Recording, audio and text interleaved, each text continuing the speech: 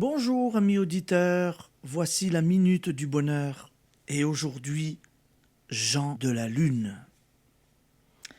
Une pièce de théâtre, un film, illustre admirablement les histoires précédentes de Jean de la Lune, de Marcel Achard.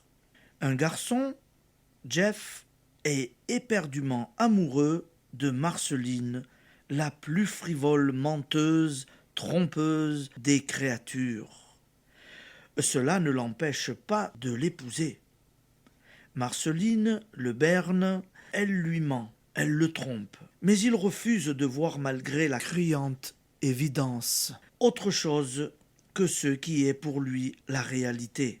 De toute la force de la pensée et de la parole créatrice, il la proclame sincère, bonne, fidèle. Mais lorsqu'on lui annonce qu'elle est partie avec un autre, il s'obstine à ne pas l'admettre. Et Marceline revient non pas contre toute espérance, mais conformément à l'espérance que Jeff a si tenacement entretenue, conformément à la seule raison, la seule évidence qui soit au monde, celle du moi réel et parfait de cette femme dont la personnalité apparente avait tant de défauts. Jeff a nié les erreurs de Marceline, les infidélités de Marceline, et ce dénouement n'est une surprise que pour ceux qui ignorent les lois de la pensée créatrice. Elle était forcée de revenir à son mari et de manifester la femme loyale et tendre qu'il avait contemplée en elle et aidé à se dégager.